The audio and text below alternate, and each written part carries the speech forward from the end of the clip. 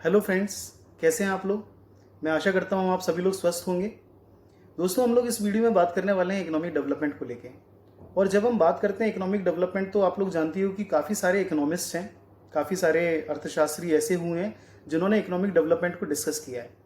बहुत सारे फैक्ट्स बताए हैं कि कैसे किसी देश की ग्रोथ और कैसे किसी देश की डेवलपमेंट हो सकती है। हम इस वीडियो में साथ साथ ये भी लेके चलेंगे कि कैसे ये जो डेवलपमेंट है हमारी इंडिया के, हम लोग पूरी केस स्टडी करेंगे इंडिया के फैक्टर्स को लेके कि भाई क्यों इंडियन में इतना डेवलपमेंट और ग्रोथ हम लोग आफ्टर 70 ईयर्स 70 साल के बावजूद भी हम लोग ये नहीं फील कर पाए या नहीं देख पाए हैं ये ग्रोथ और डेवलपमेंट। तो दोस्तों, ये केवल एक वीडियो में पॉसिबल नहीं, आप समझ सकते हो। और हम लोगों ने ये पूरी एक चेन बनाई है वीडियो की, जिसमें काफ़ी सारी वीडियो और काफ़ी सारे फैक्ट्स अलग अलग अर्थशास्त्रियों के बेसिस पे, इकोनॉमिक्स के बेसिस पे वो डिस्कस करेंगे। तो आप बिल्कुल ये सारी जो हैं इनके साथ बने रहिए। हम लोगों ने काफ़ी मेहनत करी है इसके ऊपर और हम एक एक को बिल्कुल डिटेल में उस हिसाब से एनालिसिस करते चलेंगे। दोस्तों, जब हम बात करते हैं इकोनॉमिक डेवलपमेंट की, इकोनॉमिक ग्रोथ की, तो जैसे मैंने एक वीडियो बनाया भी है विकास को लेके, वो बिल्कुल एक बेसिक बैकग्राउंड वीडियो है जो हमारा इंडिया का एक बैकग्राउंड सेट करता है कि भाई क्यों हमारी इंडिया में डेवलपमेंट नहीं हुआ या हुआ भी तो कितना इफेक्टिव हुआ है। तो ये जो वीडियो ये सिंपल इकोनॉमिक ग्रोथ और डेवलपमेंट के बारे में बात करेंगे हम लोग कि एक्चुअली है क्या और क्यों कैसे आता है ये। आप लोग बहुत सारे स्टूडेंट्स हैं, ये कहीं ना कहीं किसी ना किसी पोस्ट पे आप लोग जाके जरूर काम करने वाले हैं, है ना। तो जब आप लोग काम करेंगे तो आपके दिमाग में एक ये चीज़ लेआउट रहे, क्योंकि अगर समझा जाए तो ये बहुत बड़ा इशू रहा है कि क्यों हमारे यहाँ पे लोग बाग समझ नहीं पाए डेवलपमेंट को, या किन चीज़ों से डेवलपमेंट आएगा ये जान नहीं पाए, या पता नहीं क्यों नहीं कर पाए। होप सो आप लोग वहाँ पहुँच के जरूर इस चीज़ को कर पाएँ, मेरा मकसद केवल यही है ना। बाकी जब हम लोग बात करते हैं कि इकोनॉमिक ग्रोथ और इकोनॉमिक डेवलपमेंट है क्या, तो सबसे पहले हम बात करें इकोनॉमिक ग्रोथ के बारे में कि व्हाट इज़ इकोनॉमिक ग्रोथ। अच्छा, जैसे 70 सालों की हम लोग बात करते हैं तो हम लोग ग्रोथ कर रहे हैं, धीरे धीरे हम लोग आगे बढ़ रहे हैं। जैसे इसमें इनिशियली लिखा हुआ है, क्या लिखा हुआ है, economic growth is the study process by which the production capacity of the economy is increase. मतलब देखिए, धीरे धीरे इंक्रीज होगा। स्टडी मतलब वो कछुआ चाल वाली जो कहानी है ना, कि कछुआ चाल धीरे धीरे आगे बढ़ते चले गए।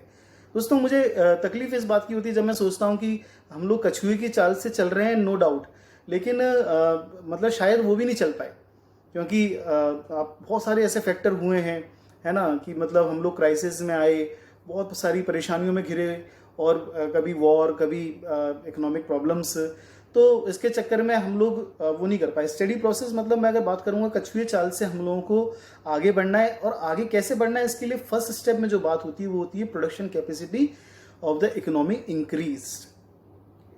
दोस्तों, अगर हम इस बारे में चर्चा करें और बात करें कि हमारी इकोनॉमी में कितनी प्रोडक्शन कैपेसिटी इंक्रीज हुई है, तो ये समझना बहुत ज़रूरी फैक्टर है। क्योंकि आप ये देखिए कि चाइना ने प्रोडक्शन इंक्रीज किया, आप सभी लोग जानते हैं कि चाइना का प्रोडक्शन इंक्रीज है, ठीक है। लेकिन चाइना की प्रोडक्शन इंक्रीज होने का बैड इफेक्ट हमारे इंडिया में क्या पड़ा कि हम लोग प्रोडक्शन इंक्रीज तो छोड़ो, हमारे यहाँ पे जो फैक्ट्रीज थी वो बंद हो चली। तो सबसे पहला सवाल ये है कि इकोनॉमिक ग्रोथ क्या पॉसिबल है। जैसे यहाँ पे उन्होंने बोला है कि ग्रोथ की डेफिनेशन क्या है, आप विकास कब कर सकते हो। तो कह रहे हैं ना विकास, मोदी जी ने भी विकास का मतलब बारे में बात करी, और ना जाने हम लोग कब से विकास के बारे में बात कर रहे हैं। विकास कैसे आएगा, कहते हैं कि प्रोडक्शन कैपेसिटी इंक्रीज होती चली जाएगी लगातार, अगर हम उसमें काम करें और धीरे धीरे हम लोग अपनी प्रोडक्शन कैपेसिटी इंक्रीज कर सकें। तो सबसे पहला जो टारगेट होना चाहिए वो किसी भी अर्थव्यवस्था के लिए, वो ये हो कि प्रोडक्शन इंक्रीज करें। जैसे जापान ने प्रोडक्शन कैपेसिटी अपनी इंक्रीज करी, इसलिए अगर हम जीडीपी में बात करते हैं टॉप 5 कंट्रीज में आता है जापान। कितना छोटा सा जापान है, लेकिन टॉप 5 कंट्रीज, उसके साइज के हिसाब से टॉप 5 कंट्रीज, इंडिया से ज़्यादा जीडीपी उसकी, कितना प्रोडक्शन करते हैं लोग। इसीलिए सबसे पहला जो फैक्टर था कि production capacity of the economy is increase. तो जब हम इंडिया के रेफरेंस में बात करते हैं तो थोड़ा सा एक ये चीज़ बिल्कुल दिमाग में आती है कि हम लोग किस दिशा में जा रहे हैं। क्या वाकई में हम लोग ग्रोथ की दिशा में जा रहे हैं? क्यों? क्योंकि ग्रोथ तो पॉसिबल हो ही नहीं पाएगी जब तक अगर प्रोडक्शन कैपेसिटी या तो किताबों में गलत लिखा हुआ है, या फिर हम लोग जो डायरेक्शन पकड़े हुए हैं वो गलत जा रहे हैं। क्योंकि हम लोगों का डायरेक्शन मुझे ज़्यादा गलत लिख रहा है, क्योंकि चाइना मतलब ग्रोथ करी है, जापान ने ग्रोथ करी है, और वो किस बेसिस पे, जापान, अमेरिका, जितने भी ले लो आप, किस बेसिस पे ग्रोथ करी है, वो ग्रोथ करी है तो प्रोडक्शन की। चलिए फिर और दोबारा पढ़ते हैं। Economic growth is the study process by which the production capacity of the economy increase over time. समय में है ना, to bring about rising level of national income.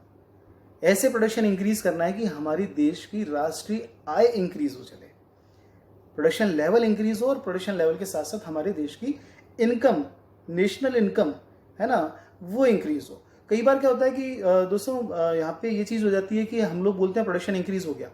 Production increase होना केवल ये चीज़ नहीं है कि आपकी नेशनल इनकम इंक्रीज हो गई। प्रोडक्शन इंक्रीज में हो सकता है कि जीडीपी में आपका टैक्स ज़्यादा लग गया हो। अब जैसे एक कार बनी है 5 लाख की, ठीक है, उस पर टैक्स लगा दिया आपने 2 लाख रुपए, हम बोलेंगे अरे 7 लाख का प्रोडक्शन हो गया। प्रोडक्शन तो 5 लाख का हुआ है ना, 7 लाख का प्रोडक्शन थोड़ी है। वो कार जो है उसमें तो 2 लाख तो टैक्स ही है। तो ऐसे अगर देखा जाए तो हम सब पे टैक्स लगा दें बहुत ज़्यादा, ठीक है, और बोलें कि हाँ अरे हमारी तो जीडीपी इंक्रीज हो गई, तो क्या जीडीपी इंक्रीज होगी? नहीं होगी। अच्छा, अब हम बात करते हैं कंपोनेंट्स ऑफ ग्रोथ। ग्रोथ के क्या क्या कंपोनेंट्स हैं? First point, sustained increase in the supply of goods in the economy.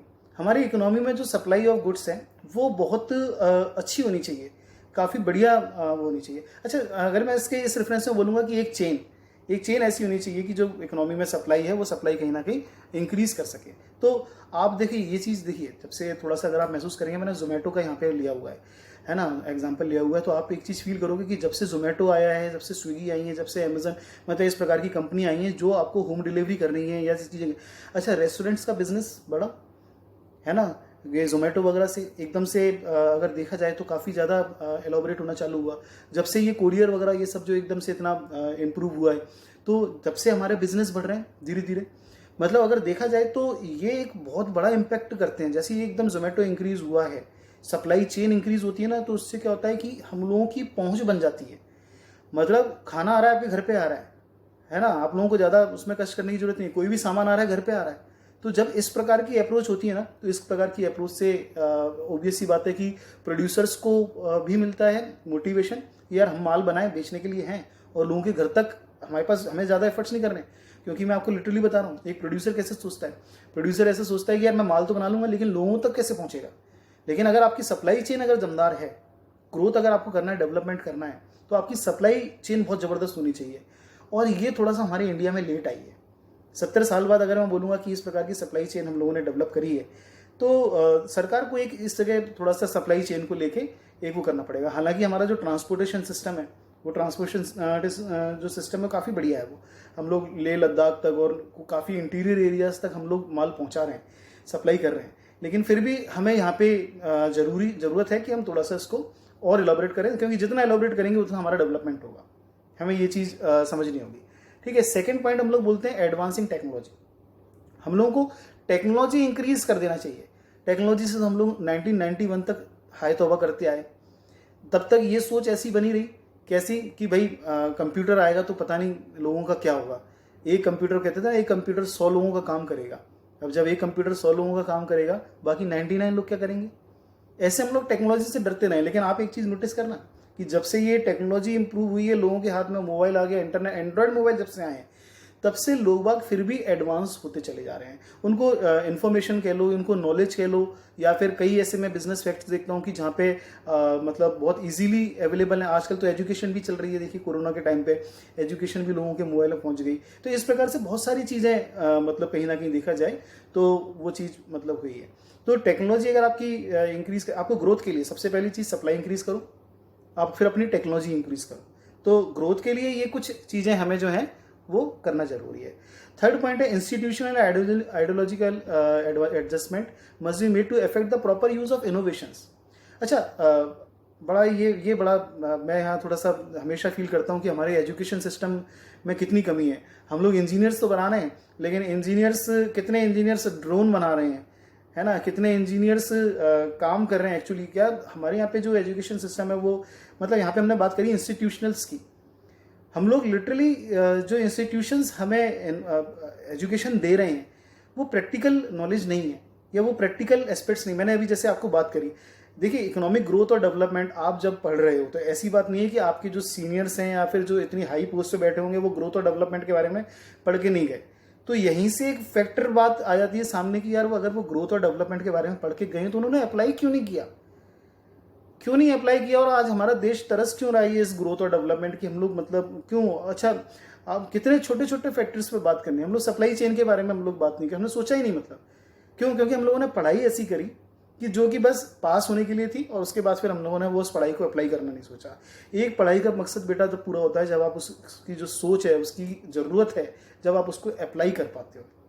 In case अगर आप अप्लाई नहीं कर पा रहे हो तो उसका कोई मतलब नहीं। और इसी बारे में यहाँ पे चर्चा चली है। उन्होंने बोला है कि institution and ideological adjustment must be made to effect the proper use of innovation. आप ऐसा पढ़ाओ कि वो इनोवेशंस करें। हम इंजीनियर बना रहे हैं तो इंजीनियर्स हमारे क्या इनोवेशंस कर रहे हैं, हम उसको कम से कम एक ऐसी एजुकेशन तो दें कि वो इनोवेशन कर पाए। अभी जैसे अगर बोला जाए, एक कई ऐसे इंजीनियर्स होंगे, मैकेनिकल इंजीनियर्स, एक जो आम बच्चा, एक मिस्त्री जो काम करता है ना, नाराज ना हो कोई मुझसे, लेकिन फिर भी मैं किसी की काबिलियत पे वो नहीं कर रहा हूँ, लेकिन फिर भी प्रैक्टिकल नॉलेज हो सकता है कि उस मिस्त्री को ज़्यादा हो। कई ऐसे हम लोग मिस्त्री देखते हैं कि वो कार बना लेते हैं, है ना, अपने खुद वो कर लेते हैं, गाड़ियाँ वो कर लेते हैं, लेकिन हमारे इंजीनियर्स जो हैं, इंजीनियर्स ही नहीं, वैसी बहुत सारी फील्ड हैं। कोई इंजीनियर नाराज ना होना, लेकिन एग्जैक्टली मैं जो कहना चाह रहा हूँ वो उस चीज़ को समझें जरा। हाँ जी, फिर हम लोग बात करते हैं तो ये कहते हैं कि economic growth should be accompanied by the improvement in economic welfare of the people. मतलब अगर ग्रोथ है, इकोनॉमिक वेलफेयर कहाँ है? मतलब इकोनॉमिक ग्रोथ किससे? इकोनॉमिक ग्रोथ तब आएगी जब हम इकोनॉमिक वेलफेयर, लोगों का भला होगा उससे। अगर ग्रोथ आ रही है और कुछ इंडस्ट्रियलिस्ट का भला हो रहा है उससे, या अगर नेताओं का भला हो रहा है उससे, ठीक है, तो उस ग्रोथ के मायने नहीं है, वो विकास नहीं कहलाएगा। विकास तब कहला पाएगा जब आम बंदा, मैं अगर बोलूँ मेरे देश का अगर किसान है, अगर वो आत्महत्या करना बंद कर दे, है ना, उसके पास फायदे पहुंचना चालू करें, तो मेरे देश का विकास होगा। मैं इस सही मायने में ये कहना चाहूँगा। This is the possible only the rate of growth of output exceeds the rate of growth of population. ये मैंने लास्ट वीडियो में बोला था, बड़ा मुश्किल काम है ये। क्यों? ग्रोथ कब वो होगी जब ग्रोथ ज़्यादा और पॉपुलेशन कम बढ़े। हमारी ग्रोथ हुई है बच्चों, ग्रोथ हमारी हुई है, 4 गुना हमारी ग्रोथ बढ़ी है, लेकिन हमारी पॉपुलेशन भी 4 टाइम्स हुई है जब से देश आज़ाद हुआ है। तो कई ऐसे सेक्टर्स हैं जहाँ पे हमारी ग्रोथ 4 गुना हुई है, 4 टाइम्स हुई है, लेकिन हमारी पॉपुलेशन भी 4 गुना हो गई। तो क्या ये ग्रोथ सही मायने में सही है? नहीं है। हमें पॉपुलेशन कम या फिर ग्रोथ का फैक्टर ज़्यादा बढ़ा है, लेकिन पॉपुलेशन तो कंट्रोल करनी पड़ेगी। मैं जितनी इकोनॉमिक्स या एक अर्थशास्त्र को समझता हूँ, लिटरली मैं सही बता रहा हूँ, मुझे बार बार फील आती है कि अगर ये पॉपुलेशन चीज़ अगर कंट्रोल कर ली जाए ना, तो हम लोग ग्रोथ वाकई में बहुत अच्छा कर सकते हैं। चलिए, ये तो हो गई बातें ग्रोथ की। अब हम लोग बातें करते हैं इकोनॉमिक डेवलपमेंट को लेके कि इकोनॉमिक डेवलपमेंट क्या है। इसके बीच, इसके आगे डिस्टिंग्विश भी हम लोग पढ़ेंगे, ग्रोथ और डेवलपमेंट का हम लोग डिस्टिंग्विश भी करेंगे यहाँ पे, है ना। तो इकोनॉमिक ग्रोथ और economic development should be perceived as a multi dimensional process. मतलब डेवलपमेंट, अगर मैं आपको बताऊंगा, देखिए बहुत सारे ऑथर्स जो हैं उन्होंने डेवलपमेंट को एनालिसिस किया है, और डेवलपमेंट को एनालिसिस करते हुए वो बोलते हैं कि केवल एक जगह डेवलपमेंट होना, अगर मैं बोलूँगा हमारे, देखो दिल्ली मुंबई कितना डेवलप हो गए, लेकिन हमारे देश के गाँव क्या डेवलप हो पाए? नहीं। अगर नहीं हुए ना तो भूल जाओ, फिर ये डेवलपमेंट नहीं है। आगे ऑथर्स हम लोग जो पढ़ेंगे, जिन्होंने हेरोडोमर और दुनिया भर के ग्रोथ के दे रखे हुए हैं, हम लोग वहाँ बात करेंगे कि भाई ये जो डेवलपमेंट है वो डेवलपमेंट ऐसे नहीं आएगा। Multi dimensional process involving the recognition and reorientation of entire economic and social system. आपका इकोनॉमिक सिस्टम की तो बात ही मत करो। सही मायने में अगर मैं इकोनॉमिक सिस्टम देखूंगा तो कितना लोग समझते हैं, इकोनॉमिक्स पढ़ के जरूर गए, लेकिन कितना इकोनॉमिक सिस्टम को समझते हैं ये बड़ा मुश्किल है बताना। मैंने उसमें काफ़ी सारी चीज़ें हैं, ये हम धीरे धीरे इस बात को प्रयास कर रहे हैं, और मेरा जो मोटिव है, मोटिव भी यही है कि इकोनॉमिक्स अर्थशास्त्र जो है बिल्कुल आम लोगों तक पहुँचे। वो पहुँचेगी तो आम लोग उस बात का मतलब समझेंगे। मैंने गोल्ड का एक वीडियो बनाया, उसमें मैंने उसमें बताया कि हम लोगों को गोल्ड नहीं परचेस करना चाहिए ज़्यादा, लेकिन आम लोगों को मालूम ही नहीं, इतने पढ़े लिखे लोगों को नहीं मालूम है कि हमारे गोल्ड परचेस करने से क्या इफेक्ट पड़ता है देश की अर्थव्यवस्था पे। तो इकोनॉमिक सिस्टम और सोशल सिस्टम ये चीज़ें हैं कि जो आपको बताएंगे कि और जहाँ पे जिसके बेसिस पे डेवलपमेंट आएगा। अगर आपका एंटायर इकोनॉमिक सिस्टम और सोशल सिस्टम दोनों अगर डेवलप नहीं हो पाए, सोशल सिस्टम में क्या क्या, जैसे अगर मैं आपको बोलूँ, हमारे यहाँ पे हॉस्पिटल्स देख लो, अभी कोरोना का टाइम चल ही रहा है, किस हद तक क्या हम लोग कर पाए हैं, है ना। अब ज़्यादा देश की बुराई करना भी ठीक नहीं है, ठीक है, देश है, हमारा देश है, जैसा भी अपना ही है, लेकिन फिर भी हमें इम्प्रूवमेंट की गुंजाइश है। अब डेवलपमेंट के कंपोनेंट्स कैसे क्या होते हैं? सबसे पहला पॉइंट है quantitative change in economic wants, goods, incentives and institutions. हमें वहाँ पे क्वांटिटेटिव चेंज करना। देखिए चाइना की जब मैं बात करता हूँ, ये आगे है। क्यों आगे? वो इसलिए आगे है क्योंकि वहां पे क्वांटिटिव चेंज बहुत ज़्यादा है। मतलब क्वांटिटी इतनी ज़्यादा एकदम से उन्होंने बनाना प्रोड्यूस करी। 1960s तक नहीं बनाते थे वो, 60-70s के दौर में उन्होंने ये क्वांटिटी इंप्रूवमेंट लेके आए। मतलब कोई चीज़ का इतना ज़्यादा प्रोडक्शन करो। अच्छा, ये एक नियम भी है कॉस्टिंग का, हमारा जो नियम है, या कॉमर्स में, इकोनॉमिक्स में भी हम पढ़ते हैं इस बात को, आप जितनी ज़्यादा चीज़ें बनाएंगे ना उतना ज़्यादा आपको सस्ता पड़ेगा। तो फिर क्या गलत है क्वांटिटी चेंज में? हम लोग क्यों नहीं क्वांटिटी चेंज की तरफ जाते हैं? हम लोग क्यों नहीं क्वांटिटी इंक्रीज बढ़ाने की बात करते हैं? हम लोग बात करें कि अगर हम इतने प्रोडक्शन पे हैं, अगर हम उसको और प्रोडक्शन इंक्रीज करेंगे। अच्छा, अंबानीज ने भी क्या किया हुआ है, टाटा वगैरह, ये जितने भी हैं वो सब क्वांटिटी को बात करते हैं। ये आप क्वांटिटी इंक्रीज करते चलोगे तो ओबियसली बात है, कहीं ना कहीं ये एक चेंज आएगा। ठीक है, तो यहाँ पे बात करते हैं quantity change in economic point सभी चीज़ों में। ये जैसे मैं एग्रीकल्चर का मैंने यहाँ पे एग्जांपल लिखा था। वो सेकंड है process extended over a long period to break the vicious circle of poverty. मैं विशियस सर्कल ऑफ पॉवर्टी के ऊपर एक वीडियो मैं बनाऊंगा, है ना, उसमें मैं बताऊंगा कि ये कैसे टूट सकती है। और वो हम इकोनॉमिक डेवलपमेंट इसी टॉपिक में, इसी जब ये टॉपिक चलेगा, क्योंकि ये हमारी इकोनॉमिक डेवलपमेंट की काफ़ी सारे वीडियोज़ आने वाले हैं, है ना, तो हम लोग इस तरह काफ़ी एफर्ट्स कर रहे हैं। तो विशियस सर्कल ऑफ पॉवर्टी, इसमें मैं आपको बताऊंगा तो पॉवर्टी का एक चक्र होता है, वो चक्र तोड़ना जरूरी है। अगर वो चक्र नहीं टूटेगा ना तो फिर बड़ा मुश्किल काम है। और हमारे यहाँ पे वो चक्र बना हुआ है, हमारे इंडिया में ये विशियस सर्कल ऑफ पॉवर्टी जो है, ये चक्र बना हुआ है और इसको तोड़ना बहुत जरूरी है। ये चक्र ऐसा है, ज़्यादा नहीं फिर भी, लेकिन अगर मैं ये चक्र ऐसा बोलूँ तो मैं बोल सकता हूँ कि गरीब गरीब ही रहता है, इसका ऐसा कहना है। एक व्यक्ति गरीब है, वो गरीब ही रहता है। शॉर्ट में समझा देता हूँ कैसे, क्योंकि फुल वीडियो तो हम उसमें करेंगे तो टाइम लगेगा काफ़ी, इसके ऊपर अलग से वीडियो बनाएंगे। वो कहते हैं कि विशियस सर्कल ऑफ पॉवर्टी अगर तोड़ना है, एक गरीब किसान गरीब ही रहता है। क्यों? अगर मान के चलिए मेरे पास 5 बीघा ज़मीन है, केवल 5 बीघा ज़मीन है अगर मेरे पास, अब मैं हमेशा गरीब ही रहूँगा। क्यों? क्योंकि उस 5 बीघा के लिए मैं ट्रैक्टर नहीं खरीदूंगा कभी, ठीक है, और उस 5 बीघा से मैं इतना नहीं कमा पाऊंगा कि मैं 2-4 बीघा और बढ़ा लूँ।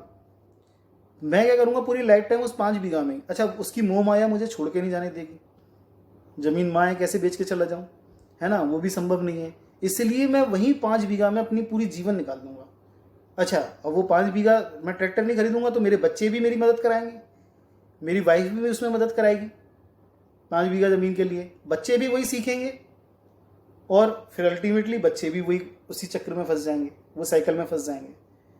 That is the vicious circle of poverty. बहुत बड़ा वो है इसके लिए। नरक सेन उन्होंने यहाँ पे इस चीज़ को एक्सप्लेन किया है। हम लोग डिस्कस करेंगे कि ये कैसे टूट सकता है। ठीक है, तो ये उन्होंने ये बोला है कि डेवलपमेंट के केस में कि आपको ये जो पॉवर्टी है, पॉवर्टी का चक्र तोड़ने के लिए आपको लगातार काम करना पड़ेगा या कुछ इंप्रूवमेंट करना पड़ेगा। जैसे यहाँ पे भी मैंने डायग्राम बताया ना, सीढ़ी दर सीढ़ी आगे बढ़ते चले जा रहे हैं, है ना, तो इसमें भी वही चीज़ बता रखी हुई है कि बहुत सारी चीज़ें, और वो धीरे धीरे आगे हम लोग आगे बढ़ते जा रहे हैं, तो अचीव करते जा रहे हैं, गेन करते जा रहे हैं, और वो गेन होगा तो फिर हम लोग आगे बढ़ेंगे।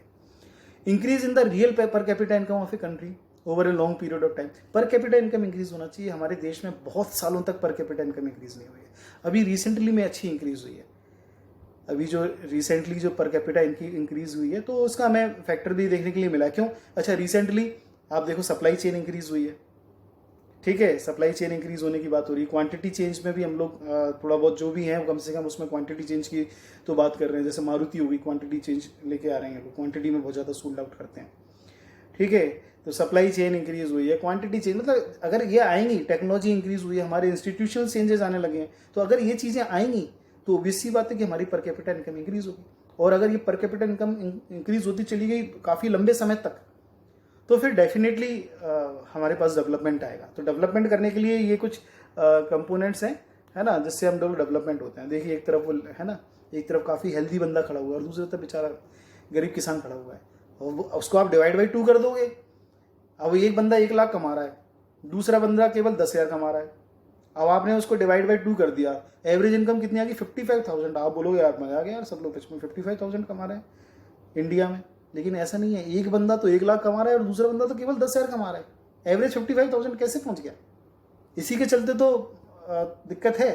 तो इकोनॉमिक डेवलपमेंट में हमें दोनों को लेना पड़ेगा साथ में, है ना, तब जाके इकोनॉमिक डेवलपमेंट। इसलिए per capita income, per capita मतलब हर व्यक्ति की जो इनकम है वो इंक्रीज करनी पड़ेगी, ठीक है। फिर कहते हैं development is attainment of rise in productivity, social and economic equalization, modern knowledge and improve institutions and attitude. Development क्या है? राइज इन प्रोडक्टिविटी, हमारी प्रोडक्टिविटी इंक्रीज हो, काम करने की क्षमता इंक्रीज हो, सोशल सोसाइटी इंक्रीज हो, इकोनॉमिक इक्वलाइजेशन, सब लोग बराबर हों, इकोनॉमिक इक्वलाइजेशन, अमीर और गरीब बराबर हों सब लोग, है ना। मॉडर्न नॉलेज अच्छी हो, नॉलेज आई रही धीरे धीरे लोगों को, बहुत अच्छी बात है। And improved institutions and attitude, वो वाला नहीं, अरे जी साहब जी वाला एटीट्यूड नहीं चलेगा। एक सक्सेस और एक विनर का जो एटीट्यूड होता है उसके हिसाब से वो करना पड़ेगा।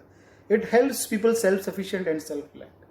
अगर कॉन्फिडेंस आएगा, एटीट्यूड आएगा और ये सब चीज़ें इंस्टीट्यूशंस वगैरह ये सब इंप्रूव होंगे तो फिर ऑब्वियस ही बात है सेल्फ सफिशिएंट, सेल्फ डेवलपमेंट और सब रिलायंस की बात आएंगी, और तब जाके निकल के आएगा एक हमारा बेहतर इकोनॉमिक डेवलपमेंट। चलिए अब जरा इसका हम डिस्टिंग्विश कर लें, difference of economic growth and economic development, क्या क्या इसमें डिस्टिंग्विश है। First point, it is the expansion of system in one or more dimension without change in structure. Economic growth क्या है? इकोनॉमिक ग्रोथ एक एक्सपेंशन है, expansion of system in one or more dimension, है ना। It means more output, ज़्यादा output करना। It involve change in overall aggregate such as height and wait, सारी चीज़ों को इंक्रीज करना। Compare as change in body, it involve increase of output increase होना, है ना। It is related quantitative sustain increase in the countries per capita output. तो इसके हिसाब से ये मैं, आप बोलोगे सर आपने बड़ी जल्दी निपटा दिया इसको, ऐसी क्या बात हो गई। मैं बोलूँगा कि जल्दी निपटाया इसलिए क्योंकि हम लोग थोड़ा सा इसके जो है फैक्टर्स भी एनालिसिस करते चलें, इकोनॉमिक डेवलपमेंट के साथ कंपेयर करते चलें। हाँ जी, economic growth, it is the expansion of system in one or more, it is the innovative process. Economic development की बात करेंगे तो क्या है? It is the innovative process. यहाँ पे क्या होगा? आपकी इनोवेटिव प्रोसेस है, वहाँ पे आप बढ़ा रहे हो चीज़ों को ग्रोथ में। अगर चीज़ बढ़ जाती है तो ग्रोथ है। आप जैसे पहले अगर 100 kg का प्रोडक्शन कर रहे हो और अब 110 kg का आप लोग प्रोडक्शन करने लगे तो आप बोलोगे कि सर इकोनॉमिक ग्रोथ हो गई है ना। क्यों? पहले 110 था, पहले 100 था, 110 हो गया। लेकिन इकोनॉमिक डेवलपमेंट क्या आएगा? आपने कोई नई मशीन बना ली, वो नई मशीन बना ली और आपका काम और आसान हो गया। That is the economic development. कह रहे ना, leading to the structural transformation of social system. Social system का ट्रांसफॉर्मेशन करना, है ना, सोसाइटी का ट्रांसफॉर्मेशन। आप कोई चीज़ नई इनोवेट करोगे तो लोगों को काफ़ी यहाँ पे हेल्प मिलेगी। Second point, it means output. यहाँ पे क्या कहते हैं? It means more output with change in technology. Technology जरूरी है चेंज होना। अगर आउटपुट ज़्यादा इंक्रीज होता है तो देखो ये तो किस्मत हो गई कि भाई किसी साल बारिश अच्छी हो गई। आप बोलोगे बारिश अच्छी होगी तो हमारा डेवलपमेंट हो गया। अरे भाई बारिश अच्छी हुई है, टेक्नोलॉजी अच्छी करना जरूरी है। बारिश तो भगवान के हाथ में है ना, वो तो कभी भी कम हो जाएगी, कभी भी ज़्यादा हो जाएगी, फिर क्या करोगे। हाँ जी। Third point, it involve change in overall aggregate such as height and weight. मतलब हाइट और वेट वगैरह ये सब इंक्रीज करना। जैसे it include change in functional capacities, physical coordination, learning capacity. अगर कोई बंदा किसी बंदे की हाइट अच्छी हो जाए और वेट अच्छा हो जाए, आप लोग जैसे अपने पॉइंट ऑफ व्यू से समझाएं, हाइट अच्छी हो जाए और वेट अच्छा हो जाए तो ग्रोथ हो जाएगी, उसको क्या बोलेंगे? ग्रोथ हो गई है। लेकिन अगर दिमाग वही लेवल है, सोच ही नहीं पा रहा और कुछ कर ही नहीं पा रहा, तो फिर क्या होगा? फिर वो बोलोगे डेवलपमेंट हुआ? नहीं, डेवलपमेंट तो तब आएगा जब उसकी मानसिक विकास होगा, है ना। It include changes in functional capacities, physical coordination, ability to adopt the change in circumstances. Fourth point, it can be compare as change in body. तो उसमें क्या लिखा है? Change in body. यहाँ पे change in body as well as mind का भी change हो सके, ठीक है। Fifth point, it involves increase in output as per unit of input. Output increase होना चाहिए, लेकिन यहाँ पे क्या कहते हैं? It involves change in composition of output and allocation of inputs by sectors. Composition of output का कंपोजिशन चेंज हो। अभी मैं किसी जगह सुन रहा था तो वहाँ सुन रहा था कि चीन जो है, मतलब एक एक चीज़ इस तरीके से बनाते हैं, वहाँ पे आउटपुट इस तरीके से बनाते हैं वो लोग कि वो प्रॉपर बिल्कुल ये ध्यान में रख के बनाते हैं। हमारी इंडियन कंपनी कैसे बनाती है? हमारी इंडियन कंपनी प्रोडक्ट बना दिया, हाँ ये बना दिया, लेना है लो, नहीं तो कोई बात नहीं।